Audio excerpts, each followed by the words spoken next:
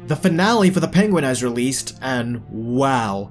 This was a fantastic season of television. This show is essentially an origin story as to how the Penguin becomes the full-on Batman villain that we know. This show is all about his ascension to the top after Carmine Falcone's death in The Batman. A spot has been left open, and a lot of people are trying to claim that spot, including the Falcones, eventually the Maronis, but the Penguin plots to take that spot for himself. Now first things first, this show is very adult. This is no Disney Marvel show, no, they take full advantage of the fact that they are on streaming, and this show is very dark, very adult, very violent, but it's not overly violent, it's just the right amount to accommodate this story, and it was not gratuitous either. So keep in mind, this is not a show for young kids. Now this show has 8 episodes and it took full advantage of them. There was never any wasted space, no padding, no wasted episode. Every single episode felt like it gave you a very pivotal story progression and character development.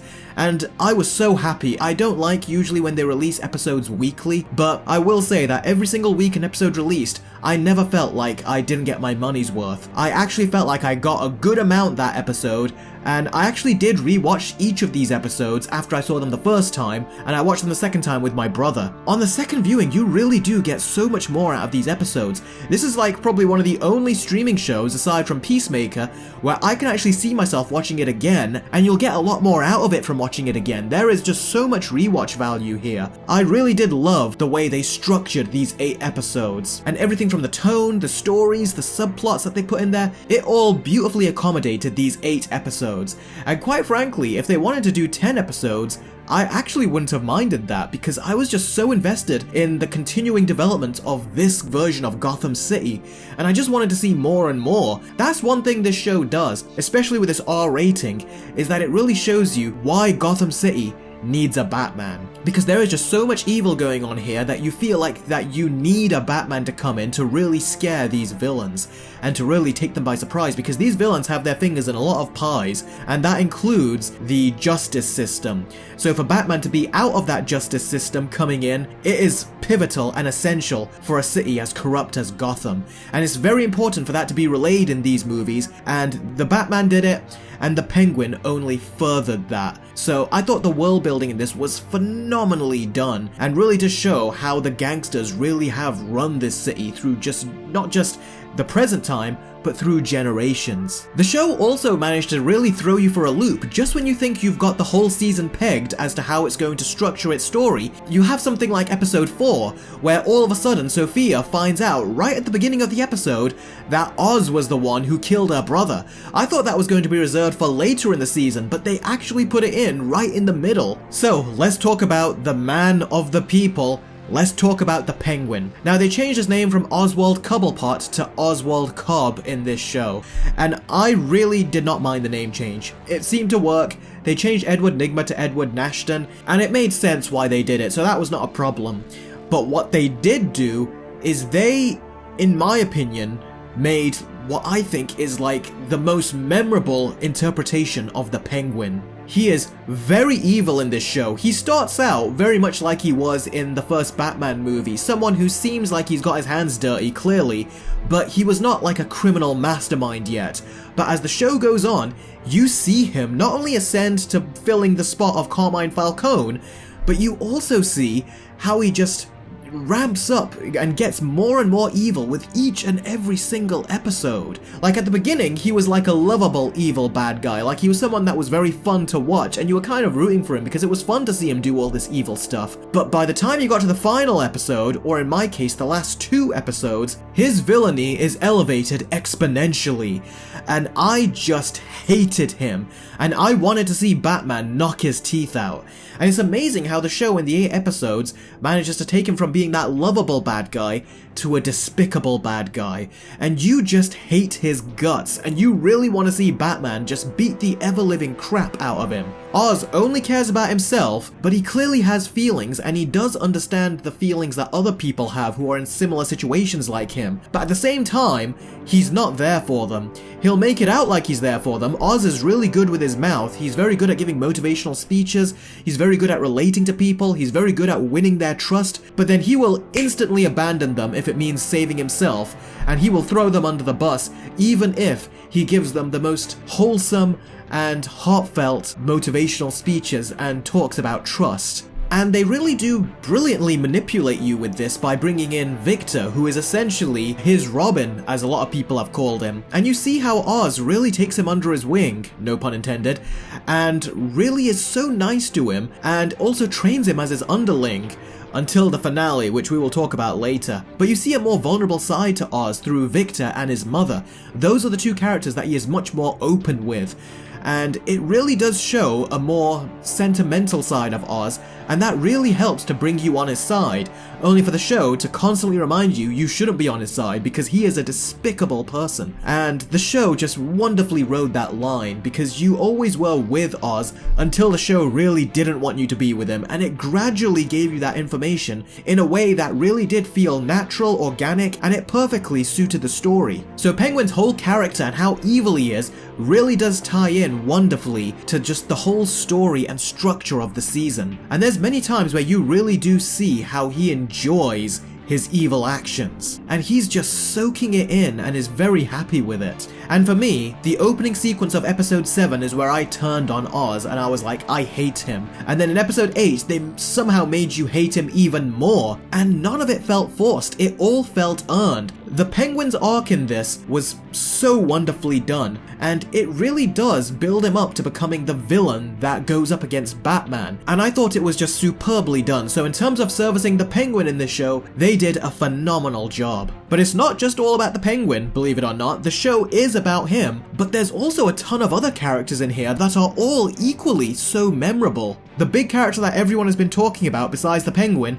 is Sophia Falcone, played by Kristen Milioti. There comes a point in the show where she is the closest thing to a protagonist, but in my mind, I always remembered that she killed that kid in the first episode, so for me, I was like, she is also a piece of shit. It is kind of interesting as to how the show gives you all these bad characters, and then it's all up to the viewer whose side you're on. And Sophia Falcone, in my mind, she was still an evil bitch, but as the episodes went, especially in episode 4, you realize that she was not always like this. She actually was a more straightforward person, almost to her detriment. But it was after what her father did, Carmine Falcone, he sent her to Arkham for 10 years because she was getting close to one of his crimes in the past that he was trying to cover up. And just seeing her decline in this episode, it was very, very effective and incredibly dark and brutal. And just like how Oz's ascension to becoming evil was so natural, the same goes for Sophia Falcone in that episode. The moment she snaps and kills Magpie was so shocking, and it was followed with a line that was so hilarious, but at the same time tragic.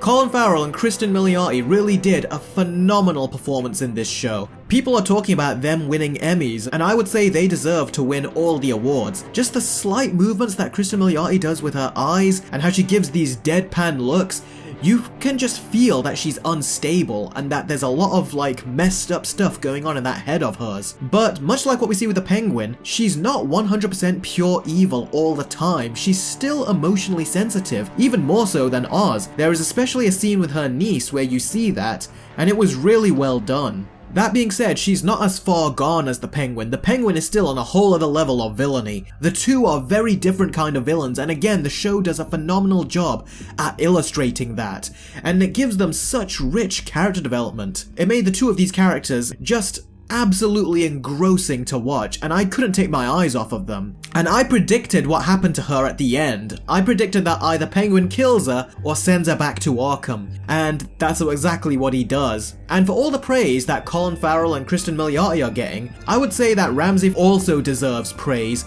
for his role as Victor. Victor, I would say, is technically like the only good guy in the show, but again, the tragic part is that he gets corrupted by Penguin's influence, and you slowly see him work his way up as well. But even at his worst, Victor always felt like he was still good at heart. Like, if say Batman was to pick him up and train him, he would have become a much better person than say what he is under the Penguin's wing. And he also has a tragic origin story that beautifully ties into the Batman movie with what the Riddler did with the floods. And it was so great how they did that. Like I said, just when you think you can peg this show, they throw you for a loop. Because when they show the flashback sequence, I did not know that it was a flashback sequence, neither did everyone else. We thought it was just him hanging out with friends, but really it was flashing back to the time of the floods. And seeing how his family died, that was so tragic. Really, they did a phenomenal job with all these characters. And these are essentially the three main characters. And Vic is incredibly loyal. He is someone who is lost because of the death of his family, but he is also someone who is very loyal, very likable, and the dynamic that he has with the Penguin, it was just so endearing to watch in this show. It got dark in episode 2 when Vic screwed up, but so many times Oz would be rooting for him, he would also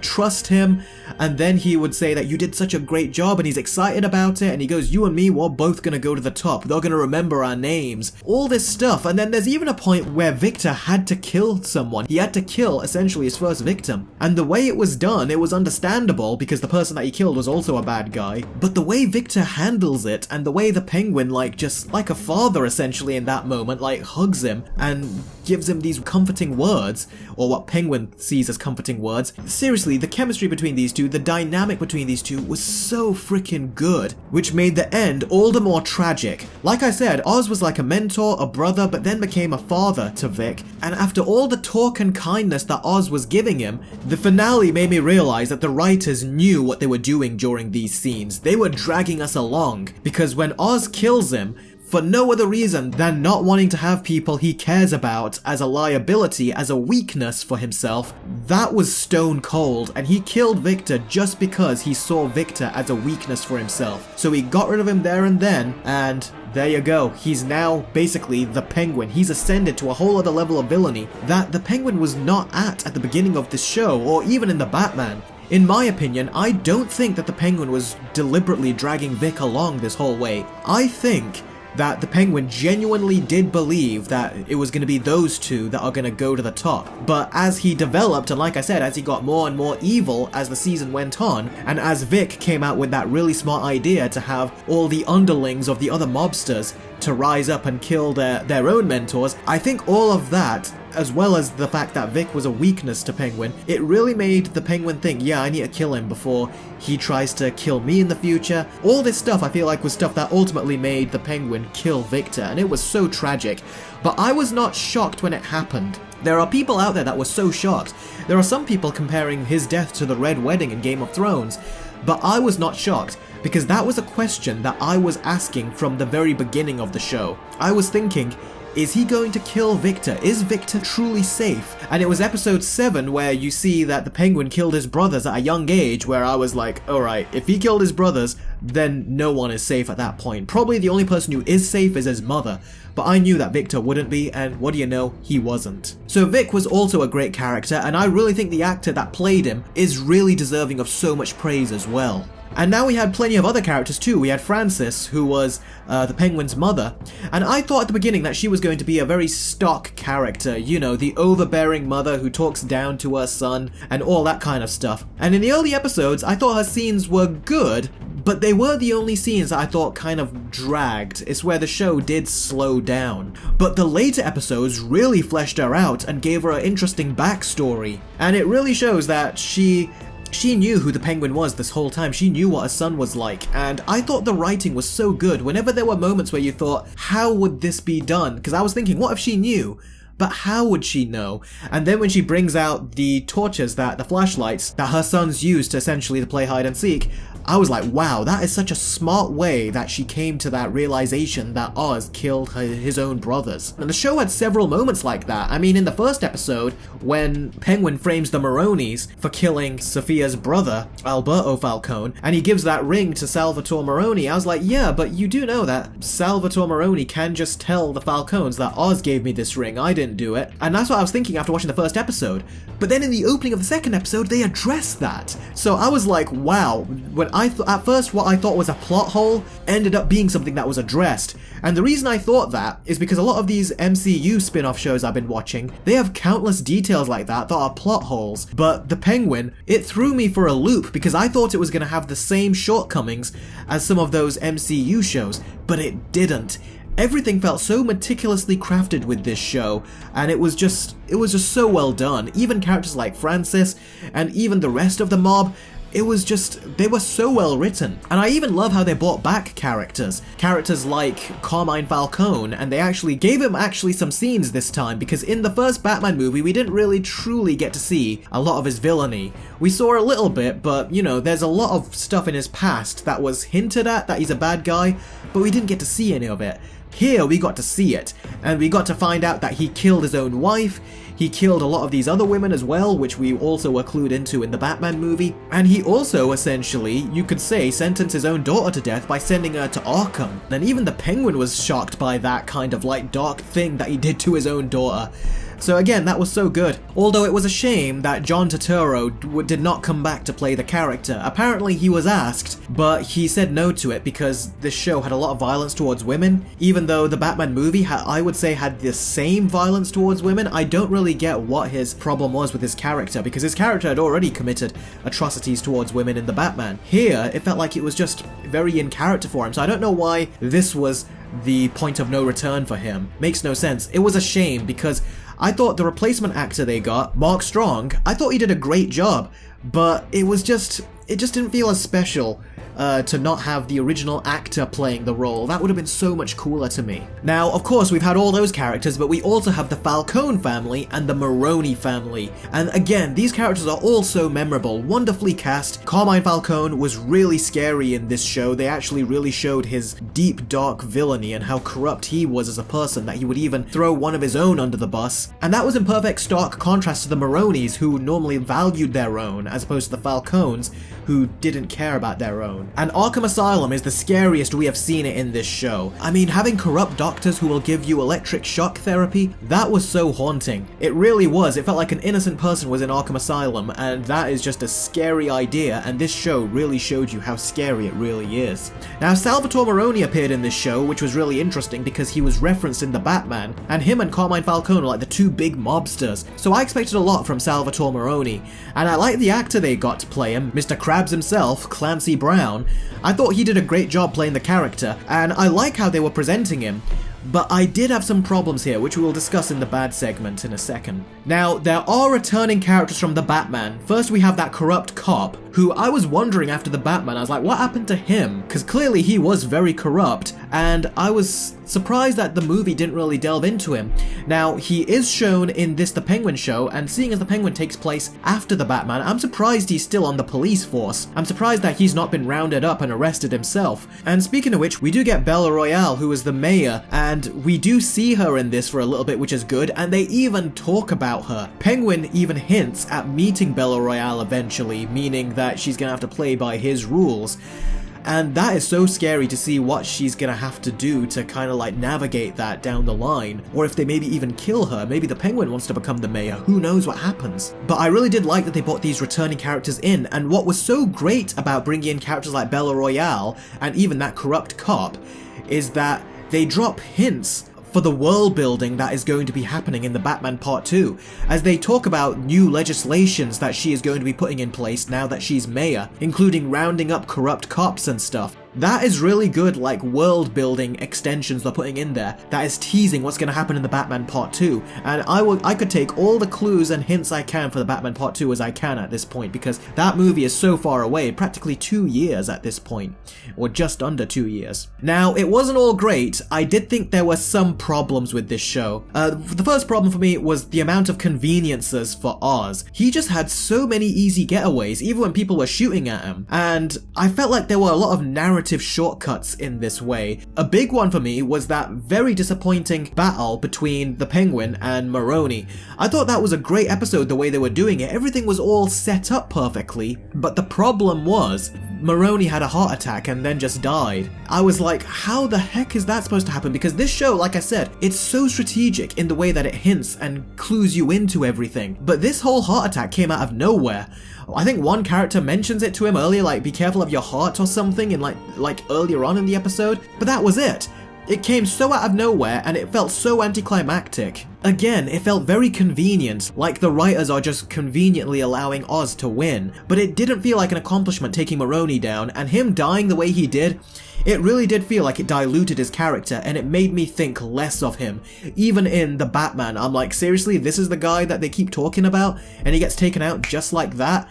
I really did not like that. I also didn't like how Sophia did not kill or kidnap Vic in episode 7 when she finds that Oz's mother is alive. She just knocked him out and that's it. And that made no sense to me. This whole season she's trying to basically get back at Oz and try to make him feel pain by going after people he cares about. And clearly he cares about Vic. I'm surprised that she did not either kill Vic right there or capture him as well and maybe like interrogate him for information maybe. She didn't do any of that and that to me felt like, again, very convenient writing, and it made what I thought was a brilliant cliffhanger just feel like a disappointing cliffhanger when we waited a week and got the next episode. So that was disappointing to me. And again, show that the writing would write itself some very convenient narrative shortcuts at times. Now, another problem I had is, like I said, I thought all the characters were great in this show. They knew exactly how many characters to incorporate. It didn't feel like too much, and it didn't feel like too little, but you really got a very good understanding of all of them.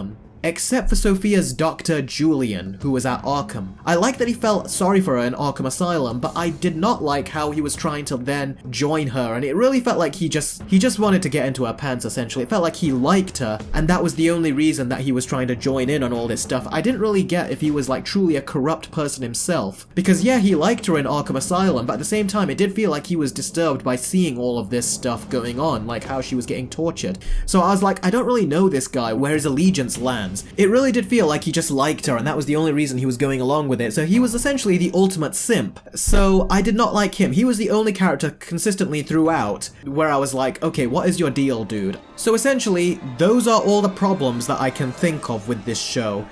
They are quite significant problems. Like I said, the whole thing with Maroni, that was supposed to be a big payoff, and in the end, felt like it was just wasted. Ultimately, this show did so much right. The first episode of this show, it made me reevaluate my standards for these spin-off shows, and it made me look at Marvel and think, how have you made so many spin-off shows and you've not gotten better? If anything, you keep making the same mistakes. Yet James Gunn with his first spin-off show with Peacemaker did a phenomenal job, and then now we have the Penguin here, Matt Reeves, his first spin-off show, and he did a phenomenal job.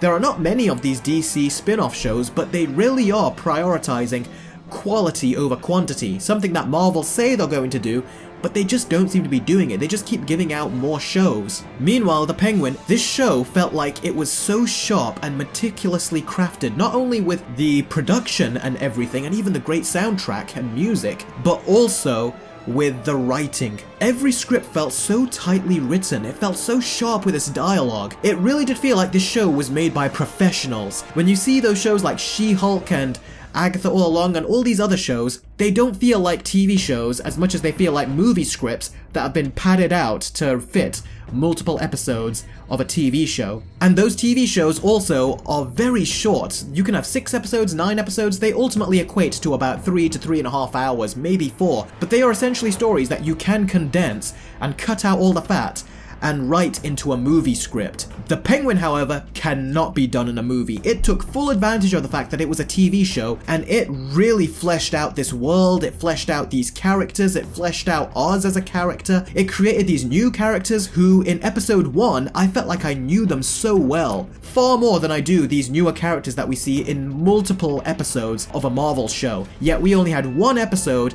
in The Penguin, the first episode, and I felt like I got to know so many of these characters. This show really did have a story to tell, and it took full advantage of the format that it was on. It had fantastic production value, set design, even the CGI, for the lower budget they clearly had.